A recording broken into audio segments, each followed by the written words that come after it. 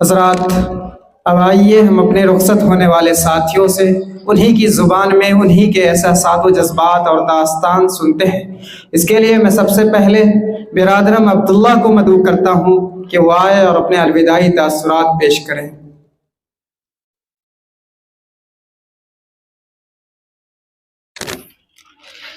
بسم اللہ الرحمن الرحیم۔ جانا سندر کومل سپنوں کی بارات گزر گئی جانا، دھوپ آنکھوں تک آ پہنچی ہے رات گزر گئی جانا۔ آپ سب اس حقیقت سے بخوبی واقف ہیں کہ وقت اپنی فطرت میں نہایت بے قرار، بے ثبات اور سماپ صفت واقع ہوا ہے۔ وہ ہوا کے دوش پر مسلسل رواں دواں رہتا ہے، کبھی زندگی میں بہار کے رنگ بھر کر خوشیوں کی باد نسیم چلاتا ہے تو کبھی خزاں کی اداسی کے ساتھ غم کی بارش برسا دیتا ہے، کبھی دلوں کو قریب لا کر ملن کی مسرتوں سے سرشار کرتا ہے تو کبھی جدائی کے زخم دے کر انسان کو صبر و شکیبائی کی آزمائش میں ڈال دیتا ہے، اور کبھی ایسا لمحہ بھی اپنے سنگ لاتا ہے جب خوشی اور غم دونوں بیک وقت دل کے دروازے پر دستک دے رہے ہوتے ہیں، اور تب انسان کے لیے یہ فیصلہ کرنا دشوار ہو جاتا ہے کہ وہ خوشی کے نغمے گائے یا غم کے آنسو بہائے۔ آپ یقیناً سوچ رہے ہوں گے کہ آج میں کس عجیب و غریب کیفیت میں مبتلا ہوں کہ ایسے پراگندہ خیالات کا اظہار کر رہا ہوں۔ دراصل میرے تذبذب اور منتشر خیالات کی وجہ یہ ہے کہ وقت نے آج میرے سامنے اپنا وہ چہرہ آشکار کیا ہے جس پر خوشی و مسرت اور غم و اندوہ کی لکیریں آپس میں مدغم ہو گئی ہیں۔ یہی وجہ ہے کہ میرے لیے یہ فیصلہ کرنا نہایت دشوار ہے کہ آج کے اس بزم کو اپنی زندگی کی خوش نصیبی تصور کروں کہ میں ہندوستان کی عظیم الشان دینی درسگاہ دارالعلوم ندوۃ العلماء لکھنؤ کی جانب روانگی کے لیے تیار ہوں، یا اس گھڑی کو غم و اندوہ کا لمحہ قرار دوں کہ اب مجھے اس حسین چمن کو خیر آباد کہنا ہے جس نے مجھے پرواز کا سلیقہ اور جینے کا قرینہ سکھایا۔ حقیقت تو یہ ہے کہ غم و خوشی کے ان متضاد خیالات و احساسات کی کشمکش میں غم کا پہلو غالب اور حاوی ہے، کیونکہ مجھے آج اپنے ان مہربان مالیوں کو الوداع کہنا ہے جنہوں نے اپنے خون جگر سے میری آبیاری کی، ایک ناخواندہ کو الفاظ و معانی کے رموز سے آشنا کیا اور مٹی کو کندن بنانے میں اپنی جان کھپا دی۔ اس غم کی شدت اور سوا ہو جاتی ہے جب یہ خیال آتا ہے کہ اب اس گلستان کے ان نغمہ خواں بلبلوں سے بچھڑنے کا وقت آن پہنچا ہے جن کی چہکار سے اپنی بے رنگ زندگی میں خوشیوں کے تمام رنگ نکھرتے تھے۔ اب آپ ہی انصاف کیجئے کہ ایسے متضاد لمحے میں کس دل گرفتہ انسان کی یہ ہمت ہوگی کہ وہ اپنے تأثرات کو کما حق بیان کرے اور اپنے آنسوؤں کے بہاؤ کو روک سکے، مگر کہتے ہیں کہ حکم کی تعمیل وفاداری اور اطاعت شاعری کی معراج ہے، اس لیے میں بھی امتثال امر میں اپنے جذبات کو الفاظ کی کچی لڑی میں پرو کر پیش کرنے کی جسارت کر رہا ہوں۔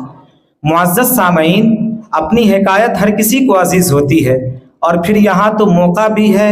رسم بھی ہے اور دستور بھی، لہٰذا مناسب معلوم ہوتا ہے کہ سب سے پہلے مختصر طور پر اپنا تعارف اور اپنی بے مایہ زندگی کے اجمالی حالات آپ کے گوشے گزار کر دوں تاکہ اس جدائی کی گھڑی میں آپ میری کم مائگی کے پیش نظر اپنی خصوصی دعاؤں اور قیمتی مشوروں سے نوازیں۔ جیسا کہ آپ جانتے ہیں کہ میرا نام عبداللہ ابن حافظ محمد عبید عالم ہے۔ میرا تعلق علم و ادب کے مرکز ضلع دربھنگہ کی ایک خوشگوار اور پرسکون بستی دانگ سے ہے۔ میں نے اپنی ابتدائی تعلیم اپنے والد ماجد کے زیر سایہ مکمل کی، پھر حفظ قرآن کے مرحلے پر والد گرامی نے میرے لیے ایک مناسب ادارے کی تلاش شروع کی۔ کافی تگ و دو کے بعد ان کی نظر مدرسہ ضیاء العلوم جامعۃ الابرار موریا ٹالی گمٹی پر جا ٹھہری، چنانچہ میں نے وہاں داخلہ لیا اور 2 سال کے قلیل عرصے میں حفظ قرآن اور پھر اگلے سال دور کی تکمیل کی۔ اس کے بعد والد گرامی نے عربی درجات کی تعلیم کے لیے ایک ایسے ادارے کی جستجو شروع کی جو تعلیمی و تربیتی لحاظ سے منفرد ہو۔ اسی بیچ انہیں اطلاع ملی کہ ضلع مدھوبنی کی مردم خیز بستی ململ میں ایک ایسا علمی گہوارہ موجود ہے جس کا فیض نہ صرف بہار بلکہ پورے ہندوستان اور نیپال میں پھیلا ہوا ہے، اور وہ خود چشمہ فیض کے نام سے موسوم ہے۔ یہ غالباً 2017 کی بات ہے جب میں نے والد ماجد کے ہمراہ اس علمی ادارے کا رخ کیا۔ جو ہی میں اس علم پرور اور مردم خیز بستی میں داخل ہوا، لوگوں کی گفتگو اور چہروں کے آثار سے یہ اندازہ ہوا کہ یہ ادارہ واقعی ایک انمول علمی مرکز ہے، اور والد گرامی سے اس کے متعلق جو سنا تھا حقیقت اس سے کہیں زیادہ ہے۔ داخل ہوتے ہی دو نورانی چہرے دکھائی دیے جن کی پیشانیوں پر ذمہ داری کے ساتھ ساتھ شفقت و محبت کے عظیم نقوش واضح تھے۔ داخلے کی کارروائی بذریعہ امتحان مکمل ہوئی اور میں درجہ ثانویہ اولیٰ کے لائق قرار پایا۔ ابتدا میں یہاں طبیعت گھبرائی اور میں واپسی کے ارادے سے بے چین ہوا، لیکن والد صاحب کے حکم نے اس ارادے پر روک لگا دی۔ وقت گزرتا گیا اور میں اس علمی چشمے سے مسلسل فیض یاب ہوتا رہا،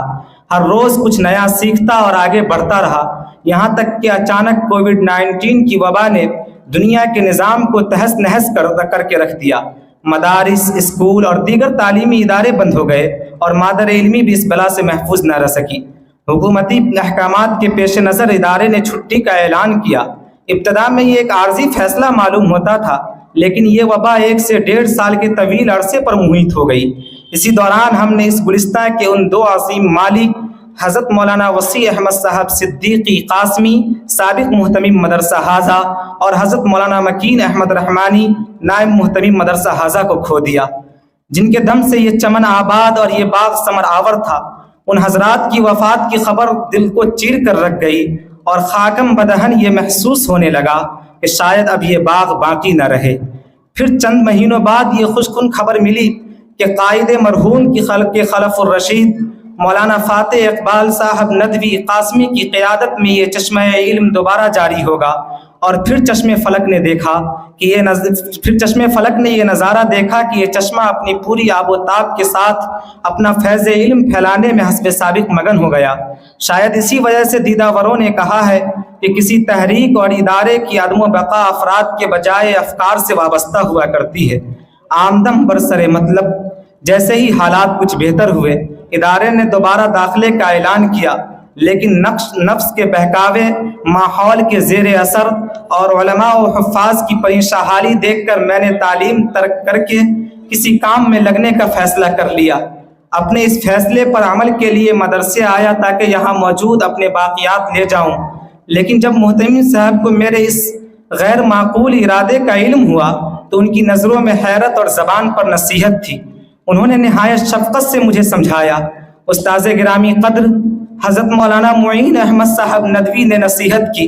اور مولانا گلزار صاحب نے دوبارہ سوچنے کا مشورہ دیا، لیکن میری کم عقلی کہیے کہ میں اپنی ہٹ دھرمی پر قائم رہا اور یہاں سے روانہ ہو گیا۔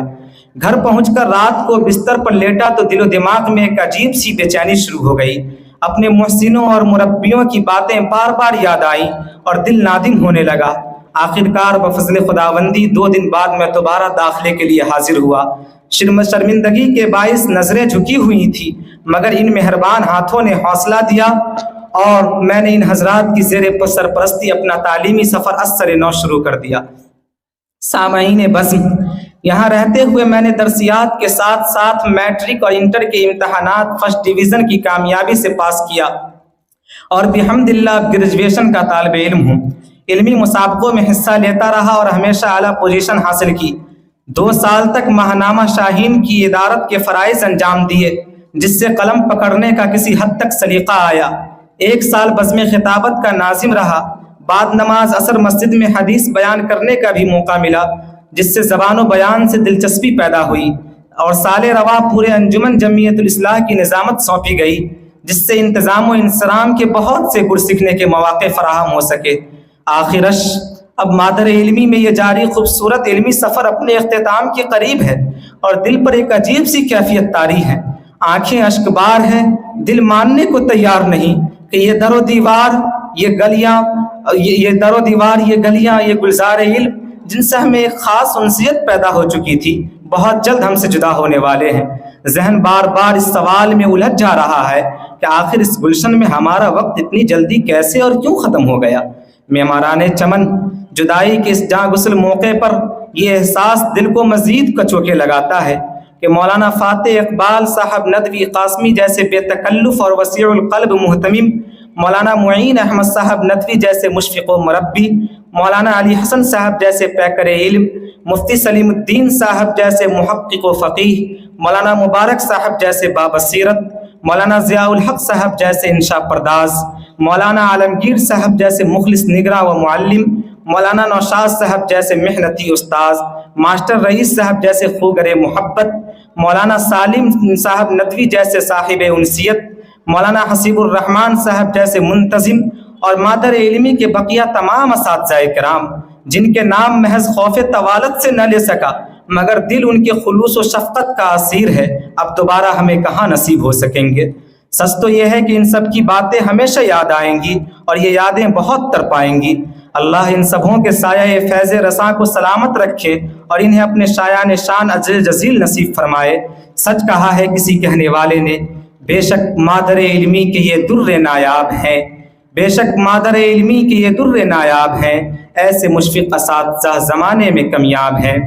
رفقائے بزم، رفاقت، دوستی اور ہم نشینی ایک انسان خاص کر اہل علم و ایمان کے لیے کوئی بھولنے والی شے نہیں ہوتی، یہ تو وہ بیش بہا دولت ہے جس کا کوئی بدل نہیں۔ اس لیے آپ یہ نہ سوچیں کہ آپ سے بچھڑنا ہمارے لیے آسان اور قابل برداشت ہے، ہرگز نہیں۔ آپ سے ہماری یہ فرقت دل کا وہ درد ہے جس کا کوئی مداوع نہیں، مگر ہم دستور زمانہ کے ہاتھوں مجبور ہیں۔ شاید ایک دن آپ بھی اس درد کے شکار ہوں گے، تب آپ کو معلوم ہوگا کہ اس موقع پر اور اس کے بعد تا دم حیات اپنا ہر وہ ہمعصر انسان کو یاد آتا ہے جو کبھی ہماری زندگی کا حصہ رہا ہو، اور جب اس سے سریراہ بھی کہیں ملاقات ہوتی ہے تو ساری یادیں تازہ اور زخم فرقت ہرے ہو جایا کرتے ہیں۔ شرکائے مجلس، اب جب کہ ہمارا یہ سفر اختتام پذیر ہے تو میری آپ سب سے درخواست ہے کہ ہمارا یہ طویل علمی سفر بظاہر روشن اور یادگار رہا، لیکن دانستہ و نادانستہ کبھی مجھ سے یا ہم میں سے کسی استاد یا ساتھی کے دل کو ذرہ برابر بھی ٹھیس پہنچی ہو تو خدارا ہمیں معاف فرما دیجئے، شیشہ دل کو صاف کر لیجئے، گلے شکوے بھول جائیے اور ایک دوسرے کو محبت سے لگائیے، کیونکہ ایسا موقع میسر نہ پھر آئے گا، قافلہ کس کا جانے کدھر جائے گا۔ آئیں آخری لمحات میں مل بیٹھیں، محبتیں باتیں، اور اس مرکز علمی میں ہمارے باقی رہ جانے والے لمحات کو یادگار بنا کر ہمیں نصیحتوں اور مشوروں کے ساتھ رخصت کریں، اور ساتھ ہی اپنے نیک دعاؤں میں ہمیشہ یاد رکھیں کہ یہی آپ کی جانب سے ہمارا اصل تحفہ، توشہ اور زاد راہ ہوگا۔ چلتے چلاتے ایک آخری درخواست اور کر لینے دیجیے کہ چند روز بعد امتحان کا جو مرحلہ ہمیں درپیش ہے، دعا فرمائے کہ وہ ہم سب کے لیے آسان اور باعث کامیابی ثابت ہو۔ اس طویل سفر میں اللہ ہم سب کا حامی و ناصر ہو اور ہم اپنے ادارے کے لیے نیک نامی کا ذریعہ بن سکے۔ ان چند مصروں کے ساتھ رخصت چاہوں گا کہ الوداع الوداع اے بہار چمن، الوداع الوداع اے بہار چمن، الوداع الوداع اے مخزن علم و فن۔ ایک عجب کیفیت رنگ محفل میں ہے، آنکھ پر نم ہے کیسی کسک دل میں ہے، ہم کو احساس فرقت ستانے لگا، رو رہا ہے یہ دل جان مشکل میں ہے، شفقتوں پہ تیری ہے فدا جان و تن۔ الوداع الوداع اے بہار چمن، الوداع الوداع اے مخزن علم و فن۔ والسلام علیکم ورحمۃ اللہ۔ ماشاء اللہ، جو تم یہاں سے چل دیے رونق بام و در نہیں، جو تم یہاں سے چل دیے رونق بام و در نہیں، دیکھ رہے ہیں گھر کو ہم گھر ہے مگر وہ گھر نہیں۔